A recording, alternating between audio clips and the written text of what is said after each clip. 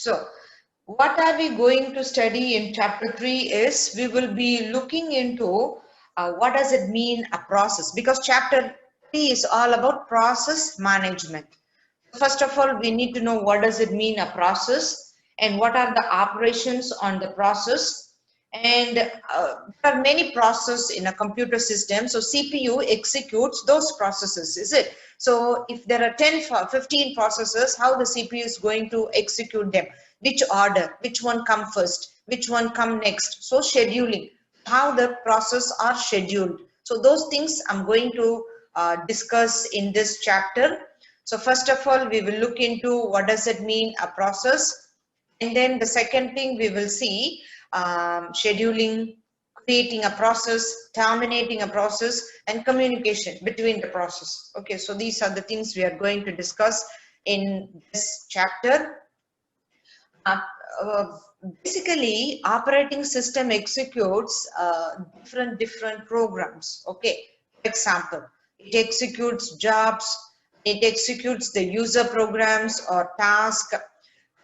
In a single user system, let's say my computer is a single user system, for example, your computer also. So we will be having many different programs, like at present I'm using PowerPoint slides, and I'm using the Zoom meeting also. So those things, so word processor or a web browser or email packages. So my CPU is executing those different programs. Am I right?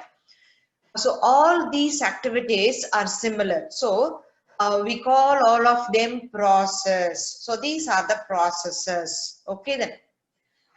In our textbook, the one we are using, sometimes you may see some areas job. The term used is job scheduling. And sometimes the term process is used.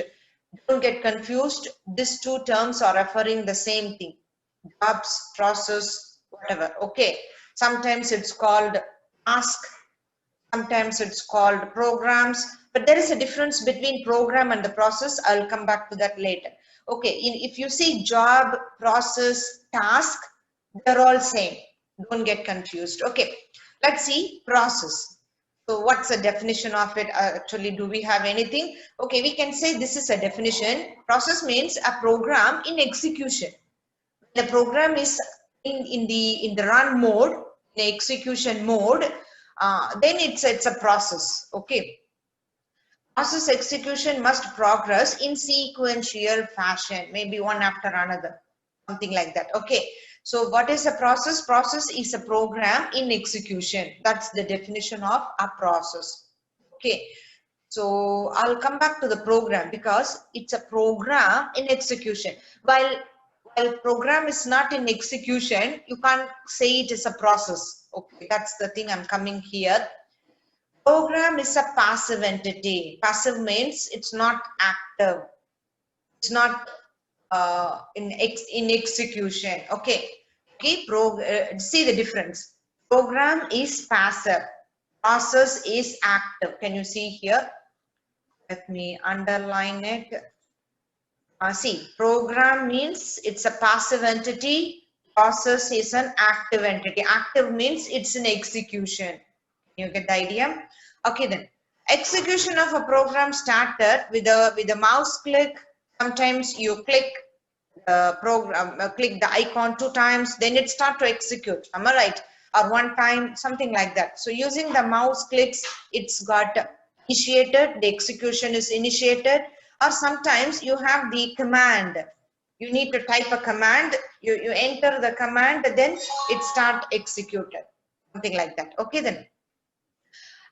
Basically a program, one single program can have many processors.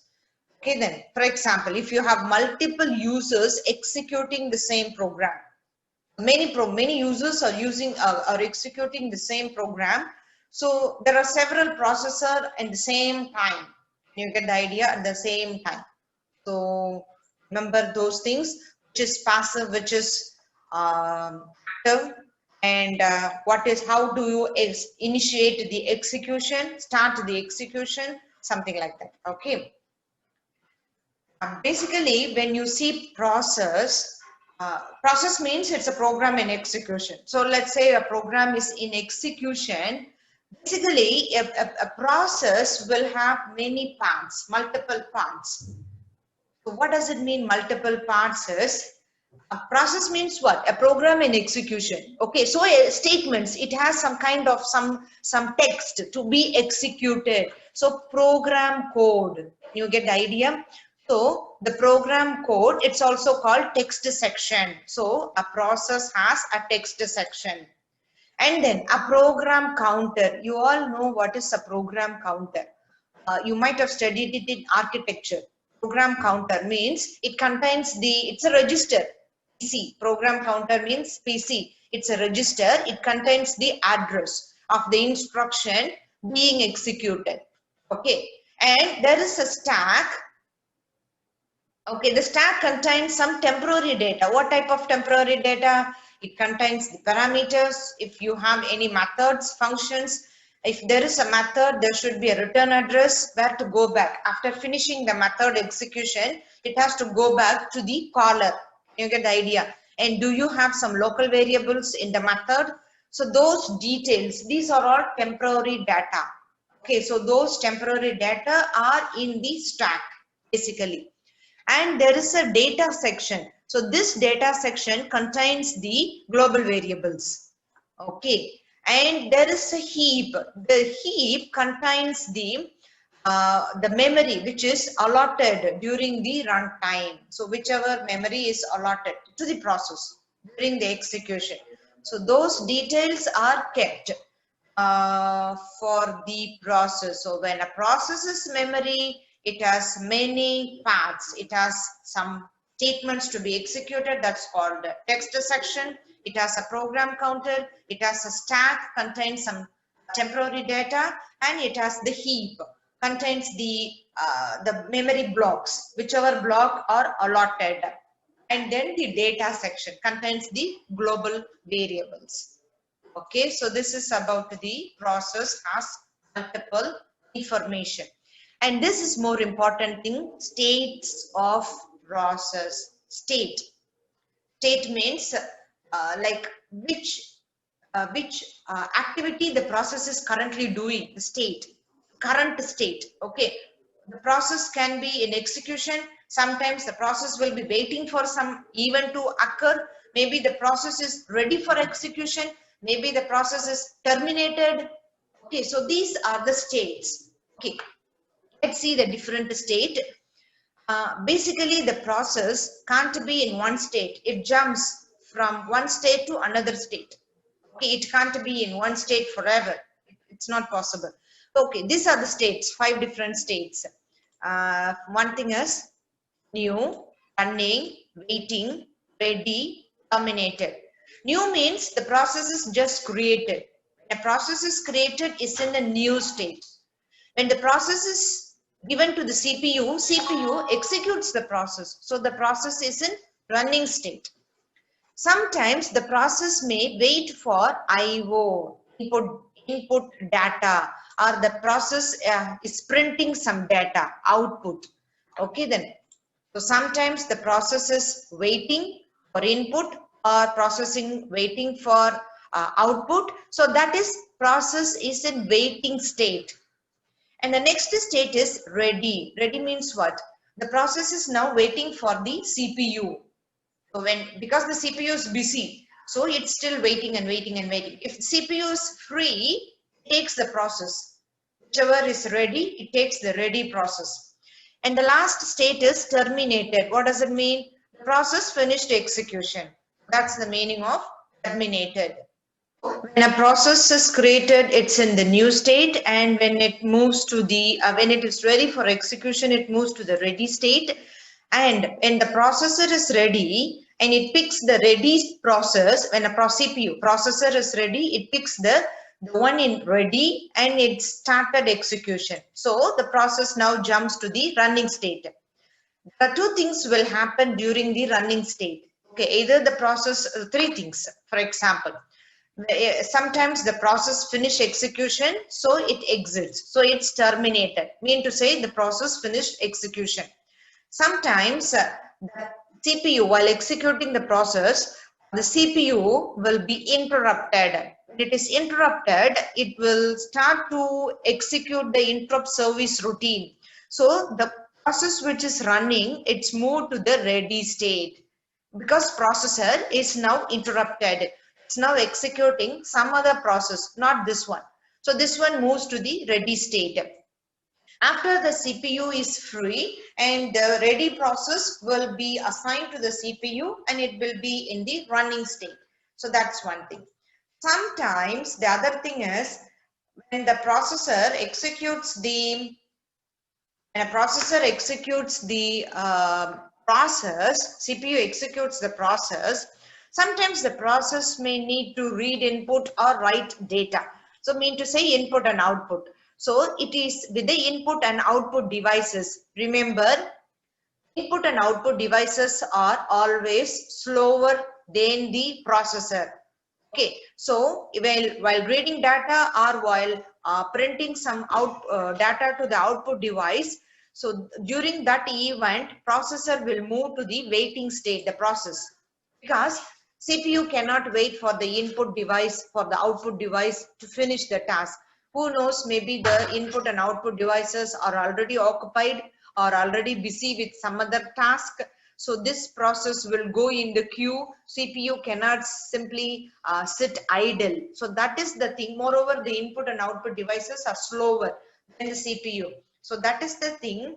When the process needs an input and output event, so it goes to the waiting state. Let the input and output finish. After completing the input and output, it goes to the ready state. And while the input and output is going on, the processor CPU will be executing some other task. It won't be idle, so it will be busy always. So while it executes other tasks and after it finishes, it takes the ready process and it starts to execute. You get the idea? So a process jumps from one state to another state. Okay, it changes. Can you see here? Process changes the states. So there are 5 different states. Okay, just a second. Yeah. The one other thing you need to remember when a process is in execution, PCB, that is process control block. PCB, process control block. So what is process control block? It's also called a task control block. This is what I mentioned just before. Whenever you see a task, you see job, you see process, don't get confused. They're all referring the same thing. Okay, so this is the other thing. Task control block. Process control block or task control block. Actually, this is a block of data. What data it's going to contain? It's going to contain some details about the process. That's it. So what are the details it's going to have is, it's going to save the state of the process, because the process has different states: new, running, waiting, ready, terminated. So whatever the state, so it has the state of the process, be new or ready or running or wait or whatever is it, and PC, program counter. So this one, program counter. What is a program counter? It normally program counter is a register which contains the address. Remember, it's a register of the processor which contains the address of the next instruction to be executed. Okay then. And CPU registers. So it's going to contain some data of some CPU registers. So which CPU register, we don't know. It depends on the architecture, because different architecture has different number of register. Some architecture has only one register, which is accumulator. So sometimes only one register accumulator is there. Sometimes we have accumulator, general purpose register, maybe index registers, stack pointers, many other things will be there. Okay then. It depends on the architecture. Can you see here? It depends on the architecture, which type of machine we are using. Okay, Intel architecture or MIPS architecture or MacBook, or which one you are using. Depends on the architecture. So you may have set of registers. What are the content of the registers? Okay. And then CPU scheduling information. So it's going to have those details. So mean to say it includes the process priority and then scheduling queues and any other scheduling parameter. So just understand this point now, because the next chapters we will be looking into some scheduling algorithms. When we look into those algorithms, we will come back to the priority, scheduling queues and the scheduling parameters. We will look into all those things. Okay, when we see the CPU scheduling algorithms. Okay, because every process are not the same. Some process has some priority, high priority, low priority. So which process has high priority, that will be scheduled first. So that is the meaning of priority, process priority. Some process will have high priority, some process will have low priority. And the scheduling queues, there are some queues we will be having: job queue, ready queue. Okay, so the pointer to the queues. And there are some other parameters we will be using, scheduling parameters. Okay, so those things, never mind, we will look in detail in the upcoming chapter. Okay. And the next one, what other data we will have it in the PCB is memory management information. Mean to say, what is the memory slot allotted for that process, memory block. Okay, which memory blocks are allotted for that process. So those details will be saved in the PCB. And some other details, which is we call accounting information. That means CPU used for that process. Maybe it's not one CPU, you have more than one CPUs. Okay, and the clock time elapsed means finished since the start, how much time executed for that process. Okay, maybe 2 minutes spent for that process. Okay, and the time limit for the CPU execution. So all those details are saved in the PCB. These are all called accounting information. Some other details will be saved in PCB, that is IO, input output status information. Mean to say, for some processes we will be some dedicated input and output devices. So which input and IO devices are allotted to the process? Okay, which printer is allotted to that process? Okay, which input device was allotted? And sometimes you may have data from the files. So which data files are open now? The list of the data files which are all open for that process execution. So all those details are saved in the PCB, process control block or task control block. Okay. We will see this PCB after a while. We will see in detail in the upcoming slides. Just a second.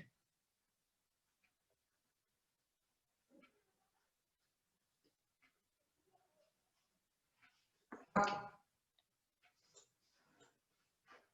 And then you may see this CPU switching from one process to another. You can see how it switches from one process to another process. Let's say process P0 here, process P1 is here. It is executing. Let's assume that process P0, process P0 is executed. Sometimes it got interrupted.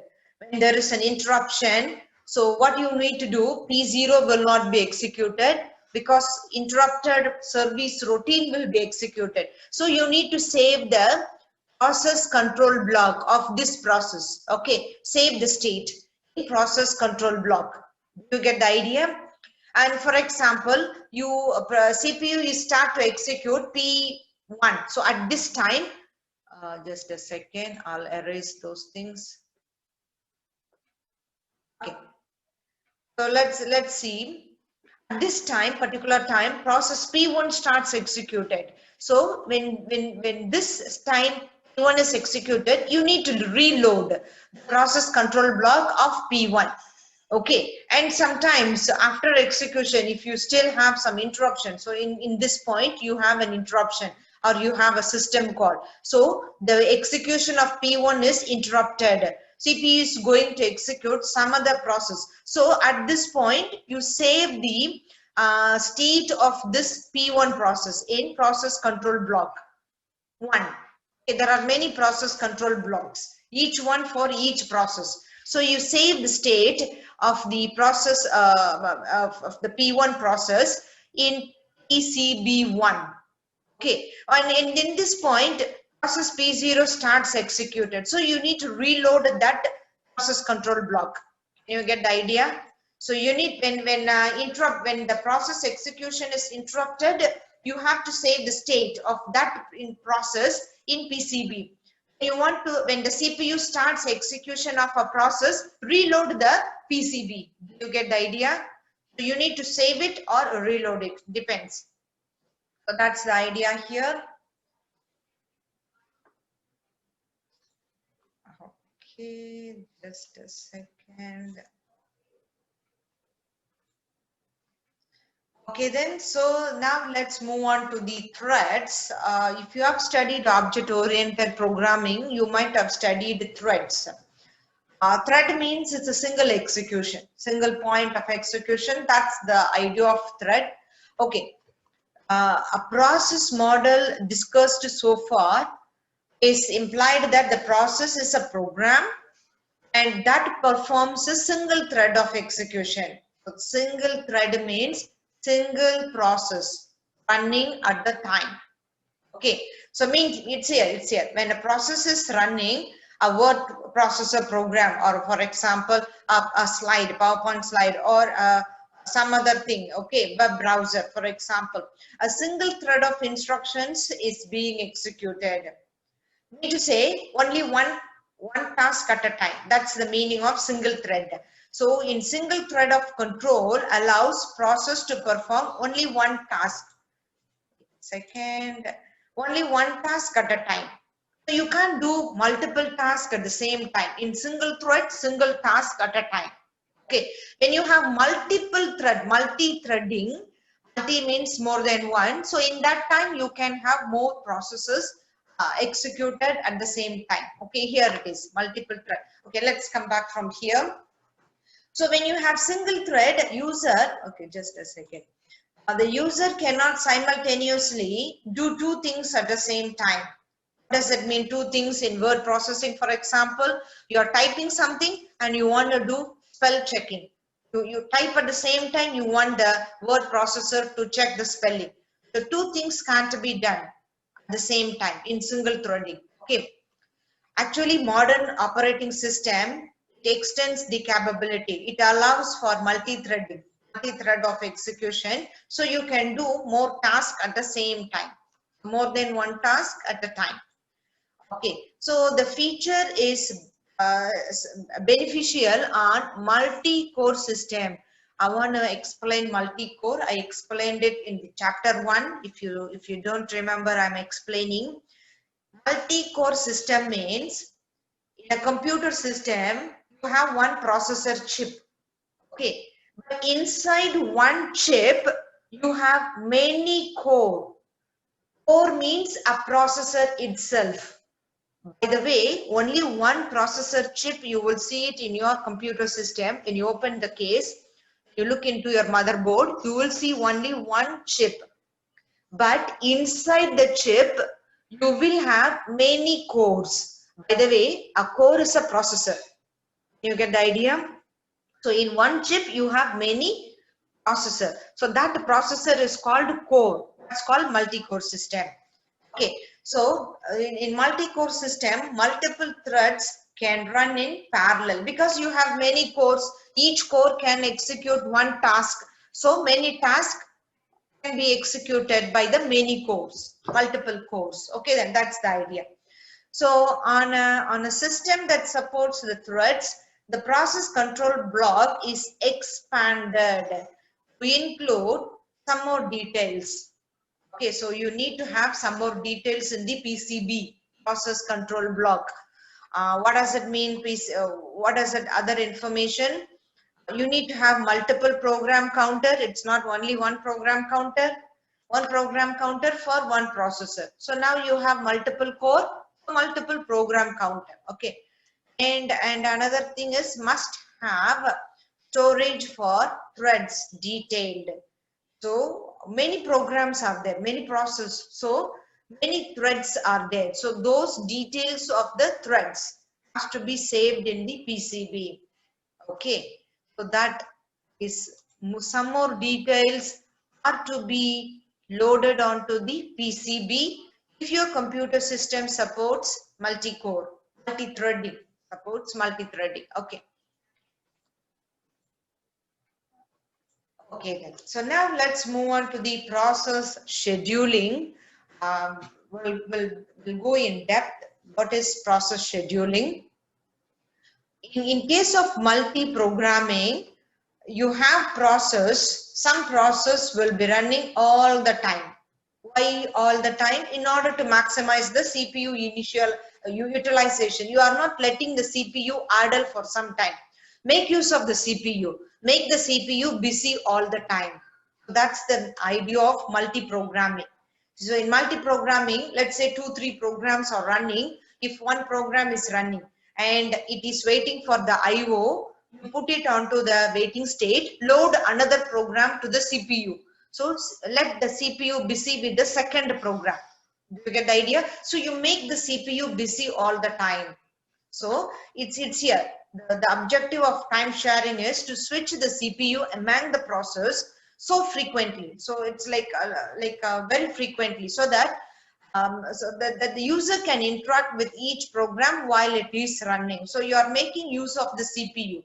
So yeah, you switch the CPU among the process. So after one process, you move the CPU to the second process, third process, fourth process. So you switch it so frequently, so that each process will be executed. Each process will be under execution. Okay. So let's say you have 3 programs or 3 processes. So how are you going to assign the process to the CPU one after another? So how are you going to schedule it? Okay, so we need to have a scheduler. So that is called process scheduler. This is the scheduler. It select a process and it assigns to the CPU. You get the idea? You have one CPU, and you have many processes, for example. So you wanna execute in a time sharing. You want to switch the CPU among the processes. So how are you going to assign the process to the CPU? So that is done by the process scheduler. What does it do? It selects a available process for execution and it assigns to the CPU. That's it. Okay. Whichever process available for execution, it selects one from it and it assign it to the CPU. So the process actually, how the process are coming and waiting for the CPU is, it's all here. You see here, process enter the system. Okay, when it enter the system, that are assigned in the job queue. There is a queue called job queue. Okay then, which contains all the processes in the system.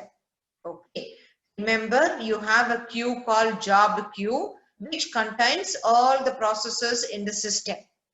Okay, the process that are residing in the main memory and are ready and are waiting to execute, and those are all are called ready queue. So there are 2 different queues here, not to be confused. Job queue, ready queue. Job queue is the list of all the processes.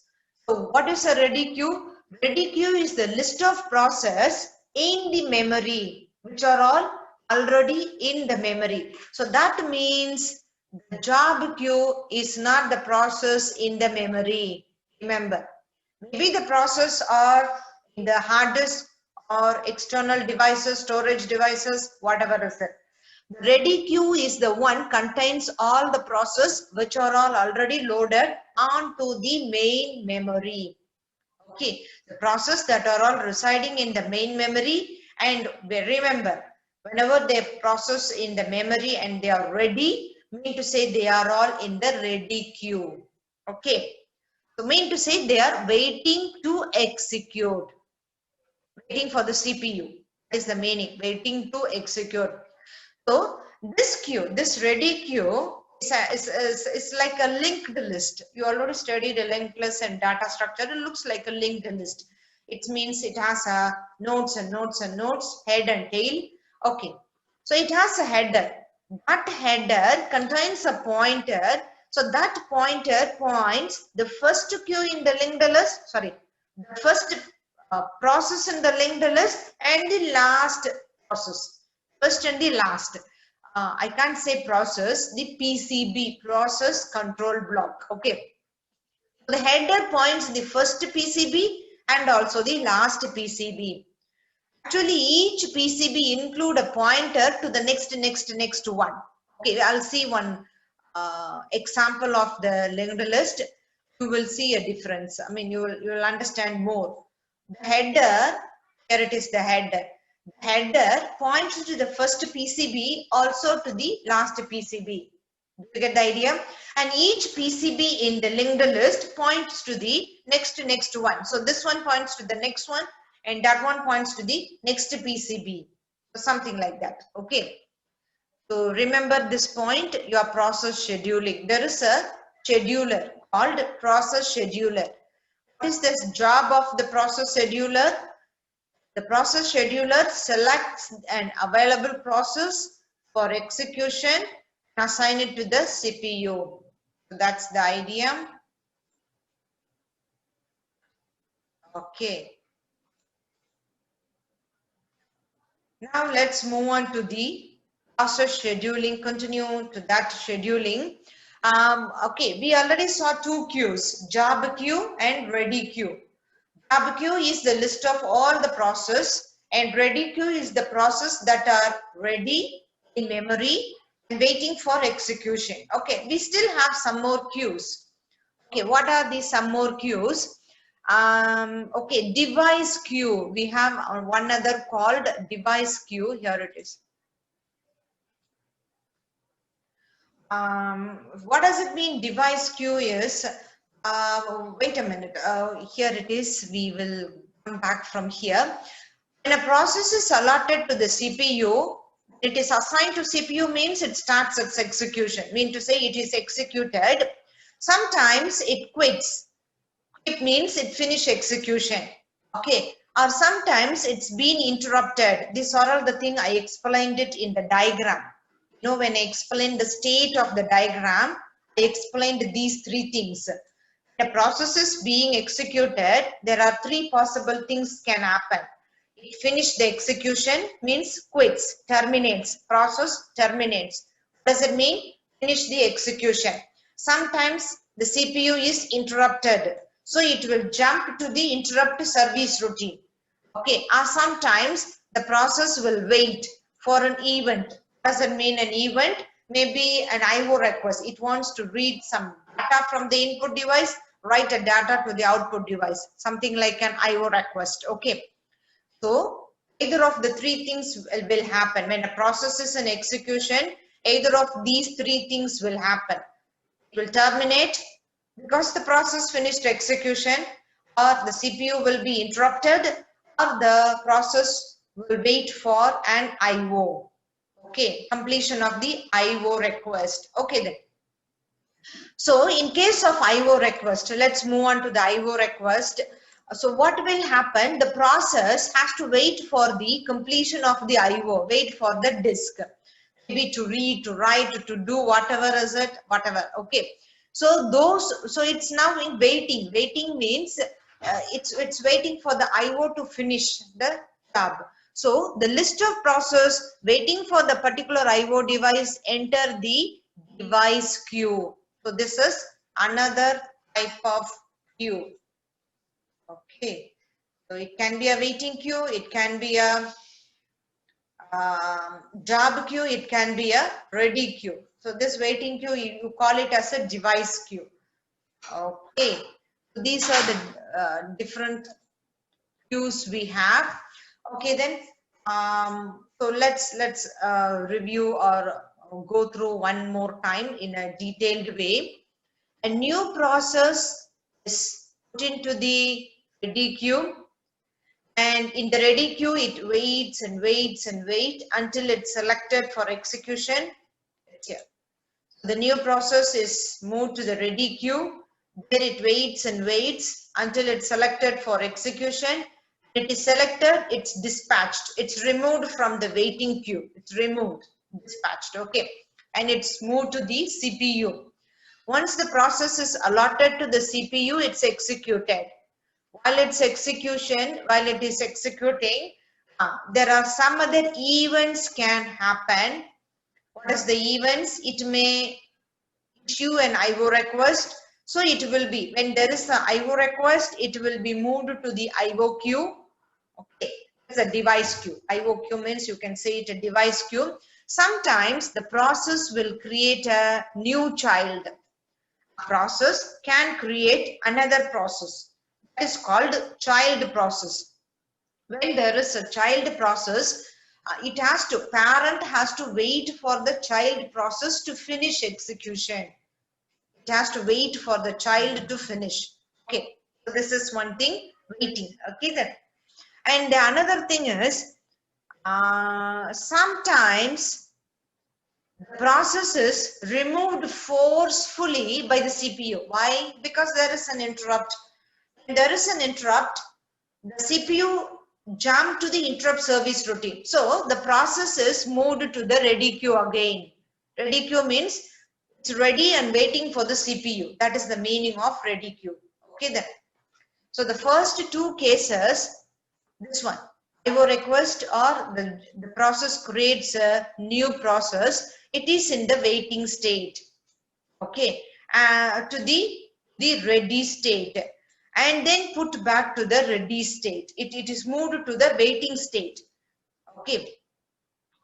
So that means it's moved to the waiting state, and after the child process finish execution or after the IO finish execution, it's moved to the ready state. Here it is. It's moved to the ready state.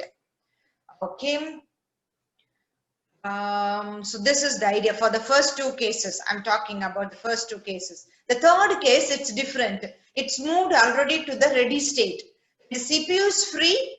It can pick the process from the ready queue. Okay, so that's the thing already. Okay, then. So this is about the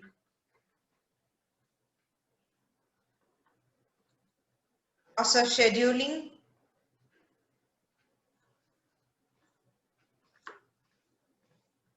Okay, there are three types of schedulers actually. They are long-term scheduler, short-term scheduler, and then medium-term scheduler. Okay, so this is the first one, long-term scheduler. Another name is job scheduler. What is the purpose or what is the task of long-term scheduler is? It select the process from the pool and load into the memory. Mean to say, here when I say pool, it is the job queue. Do you remember in the previous slide I told you about the job queue? That is the one. Okay, so long-term scheduler, it selects the process from the job queue and loads them onto the memory. When it is in the memory, it's in the ready queue. When it is in the ready queue, it's ready for execution. Okay, remember there are some differences between there are three schedulers. There are many differences. Long-term scheduler is invoked infrequently. Infrequently means maybe in seconds or maybe in minutes. After a long time, it's very slow. Okay, it controls the degree of multi-programming. Okay, number of processors in memory. Okay, if the degree of multi-programming is stable, then average rate of process creation, it's equal to the dispatch rate. Average departure, or departure means dispatching, like moving from the job queue to the ready queue. So that is the departure rate. Okay. So that's one thing. Because of the longer interval, because I told you it's infrequently means in seconds or minutes. So because of the longer interval between the execution, So the long-term scheduler can afford to take more time to decide which process should be scheduled for the execution. So it has time to decide on the process, which one has to be moved from the pool to the memory, from the job queue to the ready queue. It has more time. Another one is the short-term scheduler. So when you see this is the short-term scheduler. It selects the new process for the CPU. It's frequently. Can you see the difference? It's taken frequently. The other one is irregular, not very frequently. Frequently. This means frequently means in multi-seconds. Okay, multi-seconds means maybe in 100 millisecond, in every 100 milliseconds. Okay, so remember those differences, short-term and long-term scheduler. So this short-term scheduler from the ready queue, take a process in, it assigns to the CPU. There is a difference. Long-term scheduler take from the pool the main memory, job queue to the ready queue. Short-term scheduler from the ready queue to the CPU. Okay, that's the idea. Medium-term process scheduler, I'll come back to this after a while. There are two types of process. What do you mean by two types of process? IO bound process, CPU bound process. From the name you can say IO bound process, it spends more time on the IO task, input and output task, reading and writing. CPU bound process spends more time on calculations because calculations are done by the CPU. Okay, computations or calculations, logical operations, those things. Okay. Okay, let's move on to the long-term and short-term scheduler, and I will come back to the medium term scheduler also. Before coming to the medium term, okay, let's see the one more point. A long-term scheduler selects the process, a good mix of process, IO bound and CPU bound process. Because the long-term scheduler should not select only IO bound process. If it selects only IO bound process, the CPU will be idle for the whole time. You get the idea? If it selects only CPU bound process, so the CPU will be busy always. Can you get the idea? So you need to have a mixture of IO and CPU bound processes. It's all explained here. Okay, and this is the medium scheduler. It's here. The medium term scheduler, it sometimes can be advantageous to remove a process from memory and thus reduce the degree of multi-programming. So what is the medium term scheduler does is, see here in the diagram it's explained clearly. So it swaps the process. So if the CPU is executing a process, so it takes it out and it move it onto the disk, and it takes a process waiting in the ready queue, assign it to the CPU. This is what we call swapping. Sorry. Here it is. The process can be reintroduced into memory. Its execution can be continued where it left off. This is called swapping. And the process of swapping out and swapping in is done by medium-term scheduler diagram. This is swap out. Can you see here? It's written here. What is the process executed by the CPU? Take out and put it onto the disk. And when you have some process partially executed, move on to the ready queue. And from the ready queue, it jump onto the CPU. So this is swapping out and swapping in. Swapping in the partially executed process. This is called swapping. So it's all mentioned here. This swapping is done by the medium-term scheduler. Okay, then. So because when you have this kind of CPU bound process and it uses the CPU for a long time, and there is a process still waiting and waiting in the ready queue, medium term scheduler will take care of equal distribution. That's the idea here. Okay. Actually, what is a contact switch is, In the last class, we saw about processing scheduled to the processor. In processor, various types of processor are assigned to the CPU for execution.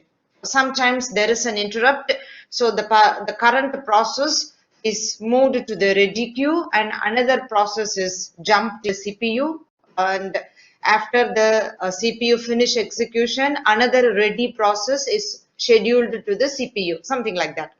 So CPU now switches from one process to another process. Am I right? So it's like a switching from one process to another. Sometimes it finish the process execution and it starts the new process. This is one case. Another case, there got an interruption. So the current process is moved to ready queue, new process is loaded onto the CPU. Another case is current process wants to do something with input and output device. So that process is moved to the waiting queue, okay, the device queue, and then a new process is executed, scheduled to the CPU for processing. So CPU switches from one process to another process. So in this case, the system, the operating system has to save the state of the old process. Why to save the state of the old process? Because it has to resume back after a while. Okay, and the new process, it has to load the state of the new process. Okay, then for the new process. So how it is going to do that? That process is called contact switch. Okay, contact switch. So you're switching, okay, from one to another. In that case, you are saving the state of the old process, loading the state of the new process. That's what you call contact switch. So when a contact switch occurs, kernel means the system file in the operating system. We saw what is a kernel in chapter 1. So the kernel, it saves the contact of the old process in the PCB, you know, PCB, process control block or task control block. So it saves the old process in its PCB, that process PCB. If I'm executing fifth process, it has its own PCB, process control block.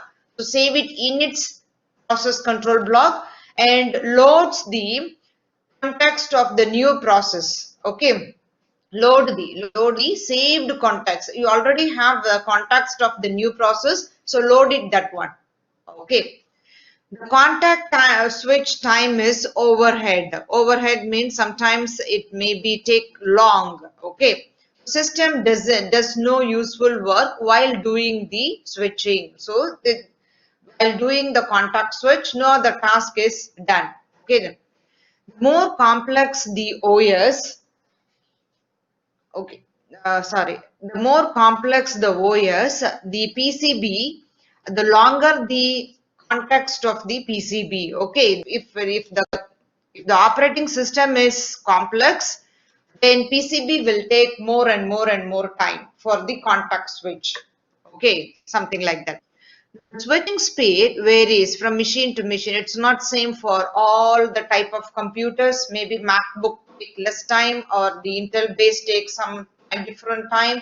It depends on the architecture of the computer, what type of computer architecture we are using. Okay, so we can't say that the contact switch, you know, saving the old process in its PCB, saving the state of the old process in its PCB and loading the state of the new process, that time it's not fixed. It depends on the machine to machine. Okay, architecture. When I say machine, it's architecture of the computer. Okay, you studied architecture of different types of architecture in a computer architecture course. It's not same. Okay, then not only that, because you know, when you study the architecture, can you see the idea here? The memory speed is different, the registers in the processors are different. So how many registers you need to copy, so you need to save it, that also difference, and the existence of the instructions. So there are many things, it goes with the architecture. Okay, and the time, it depend on the hardware. This is what I was telling, that the time it takes to do all these things, this contact switch time, it depends on the hardware. Okay, Some hardware provide multiple set of registers per CPU. Some it will be providing like one or few only. Okay, the set of registers in the CPU, in the processor, it's not same for all architectures. Okay, sometimes the architecture has only one register in the CPU, sometimes few, sometimes more, 32 registers, etc. Okay. Just a second. So that's about the contact switch. Now let's move on to the process creation. There are many types of operations we can do with the process. We can schedule the process to CPU using scheduler. We already saw three types of scheduler: long-term scheduler, short-term scheduler, medium scheduler. Okay. Scheduling is one operation we do with process. What else? What else we do with process? Another operation we can do is creating a process. We call it process creation. That's what we call creating a process. Okay. This is the next thing, process creation. Okay, the processes in most systems can execute concurrently because we have multiple processes. Okay, so we can have simultaneous execution of the process. So they may be created. So you can create a process or delete a process dynamically. Dynamically means while executing a process, you can create a new process. We call it child process. Sometimes we delete the process. Okay. So system must provide the mechanism for process creation and process termination. Okay. Termination means deleting a process. Fine. This is what I was telling, that when you create a process, let's say one process creates another process. So the process which is creating is called a parent process. The process which is created, which has been created, is called child process. Okay, so you have a parent and the child, tree of processes, family tree. Okay.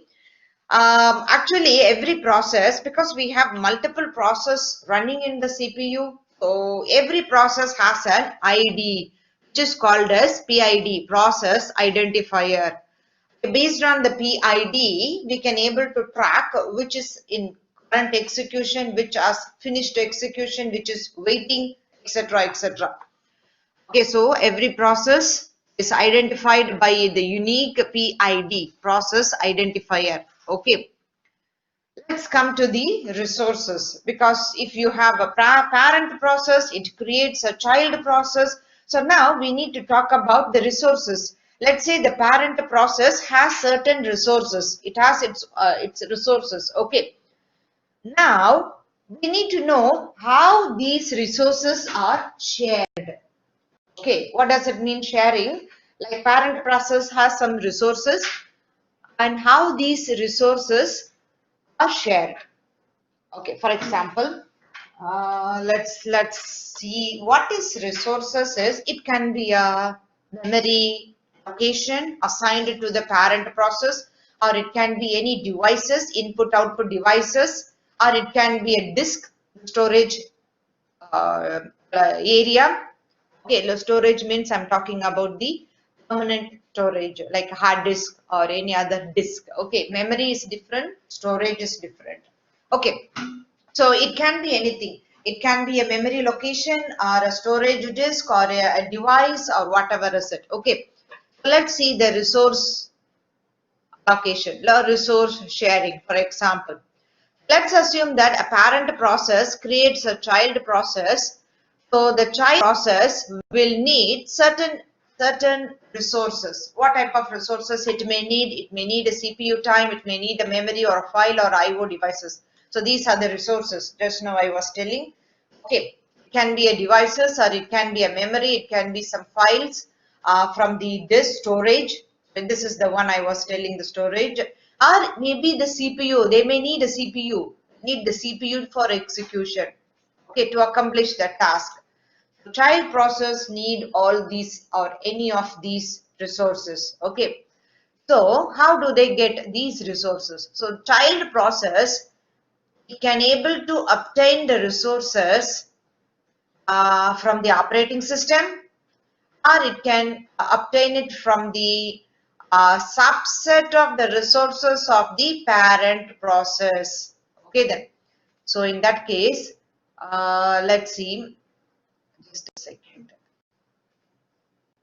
Yeah, here, either the child process get it from the OS separately, so it's different from the parent process. So parent process has its own resources and child has its own resources. This is one way. Or maybe the parent has some resources, is it? So the subset of resources. Subset means, so parent is giving the resources to the child. Okay.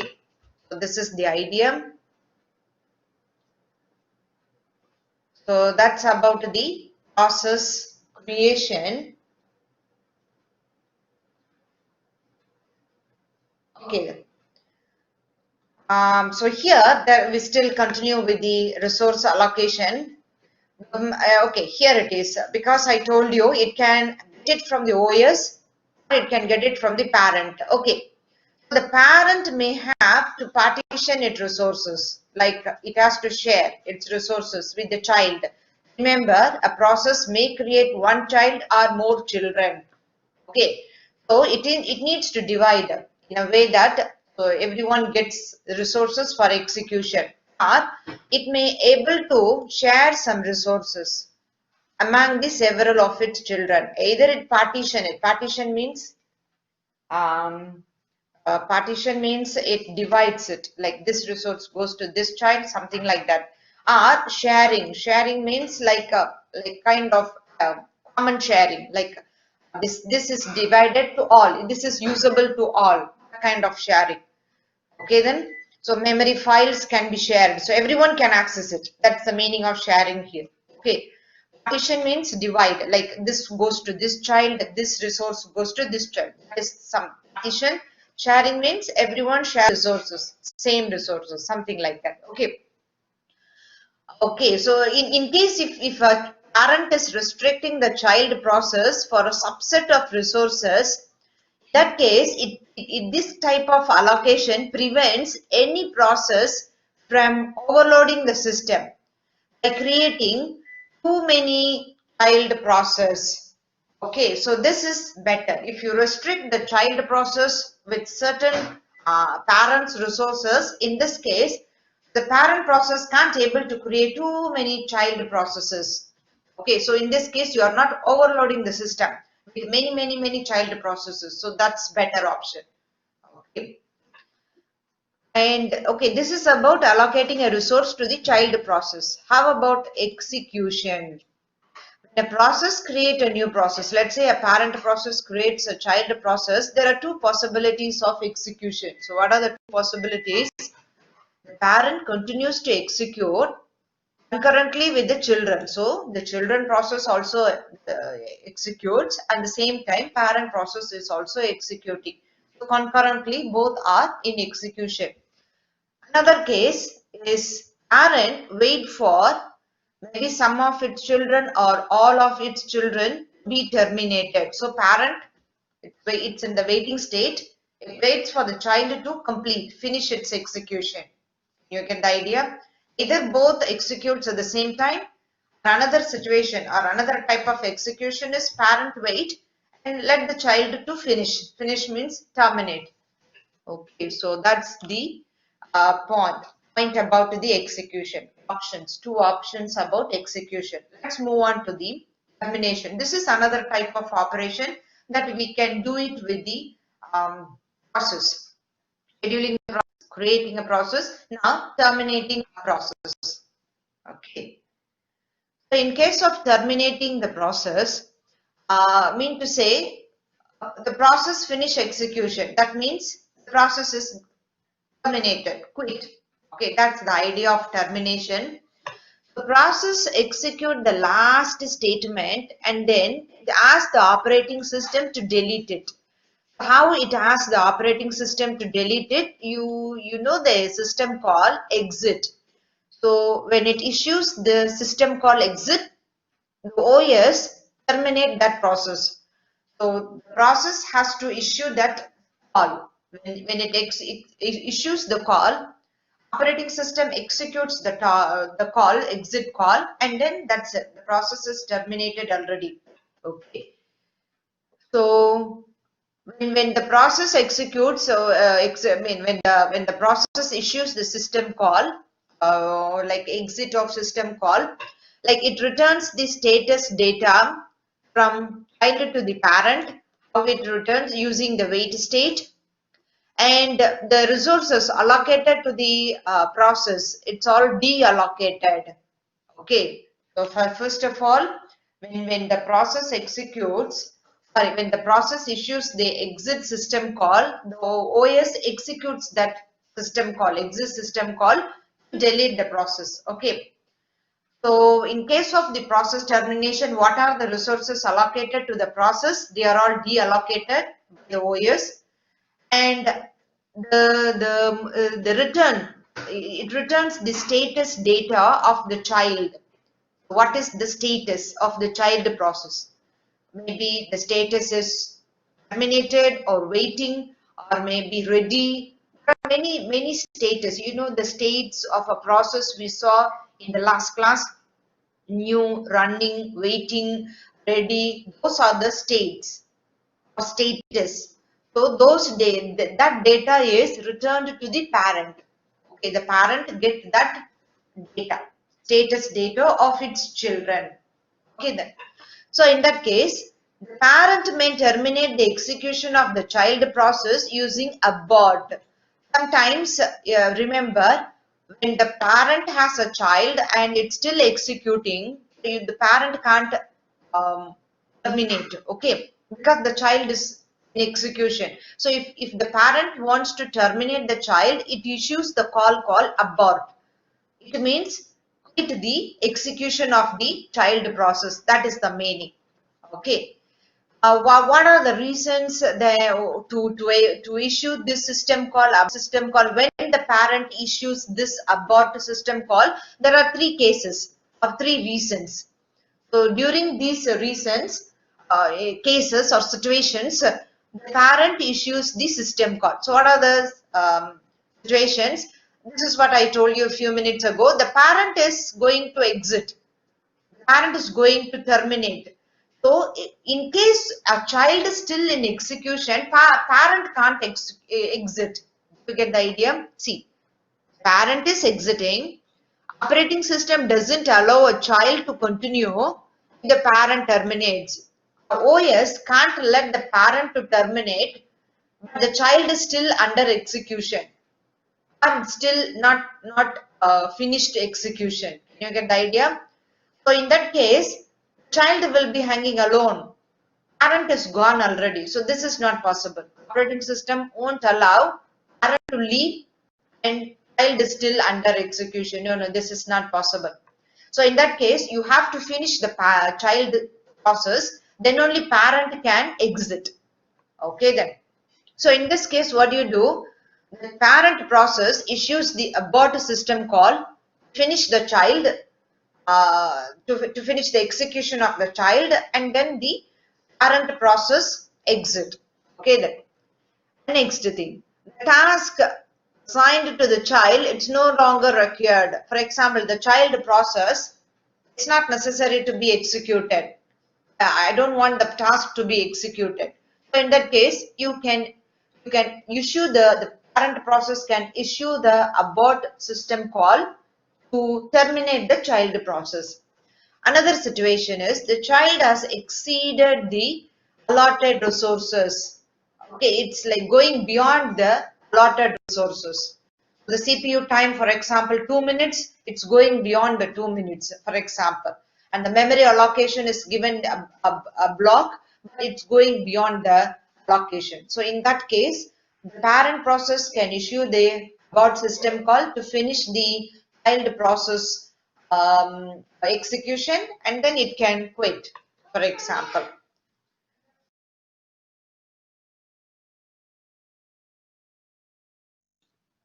Okay then, so this is about process termination. Okay then.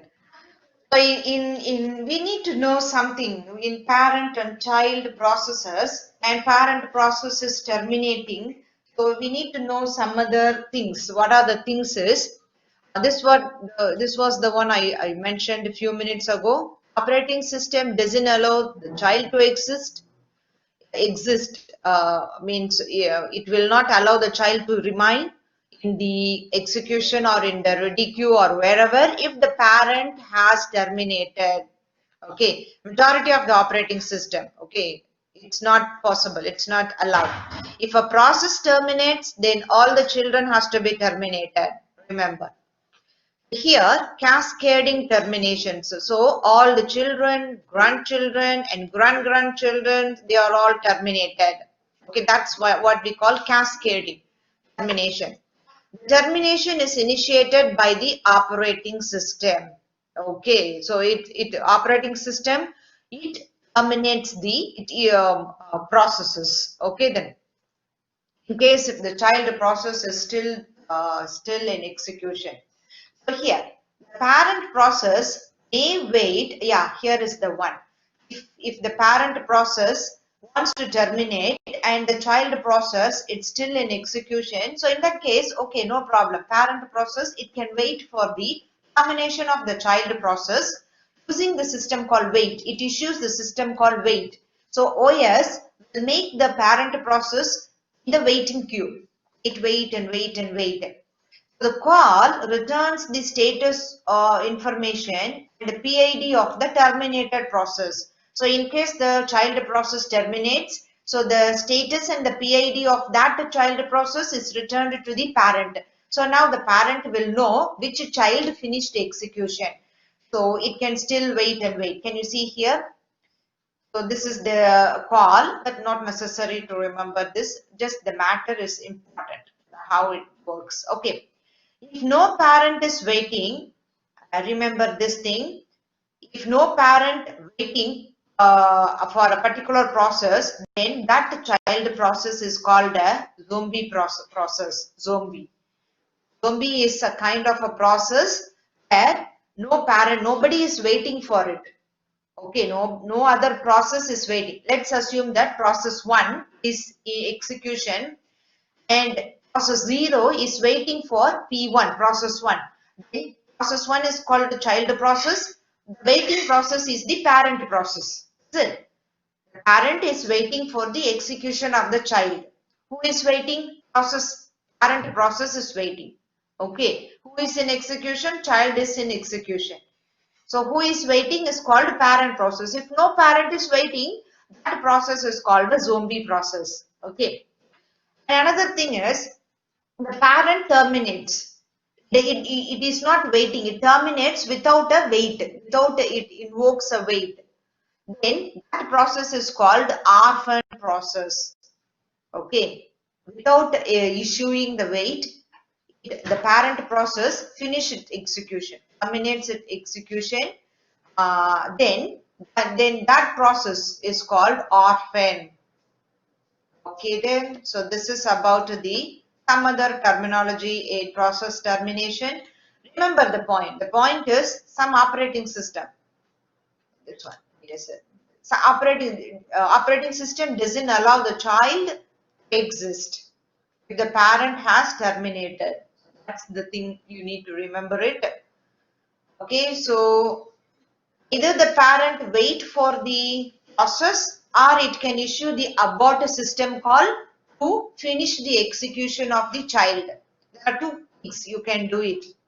Parent wait for the child process to finish. Okay, or else parent issue the abort system call to to finish the execution. To finish means it's not to complete. It aborts the execution. Wherever the execution, it stops and the parent, the child will be finished execution. It's kicked out of the CPU, something like that. Okay. So that's about the termination of a process. Okay then, so this is the end of the chapter 3. So generally in chapter 3, what are the things we studied? It's basically process scheduling. Okay. There are many operations that we can do with the process. Scheduling a process, creating a process, terminating a process. But this chapter is more to scheduling a process. It discusses more on the scheduling a process. Here in process scheduling, we discussed many queues, ready queue, then waiting queue, and then a device queue. Which process will be, job queue, you know, the way job queue also we saw. So which process are moved to the job queue, which process are moved to the ready queue, and which process are moved to the device queue. We saw it in this chapter. And the three types of schedulers: long-term scheduler, short-term scheduler, medium-term scheduler. There are different names for long-term and short-term. We saw it already. Long-term is the CPU scheduler, job scheduler, and short-term is the CPU scheduler, and the medium-term scheduler. We call it swapping. The process done by this medium-term scheduler is called swapping. There are many terminologies you have to remember, and what is it. Okay then.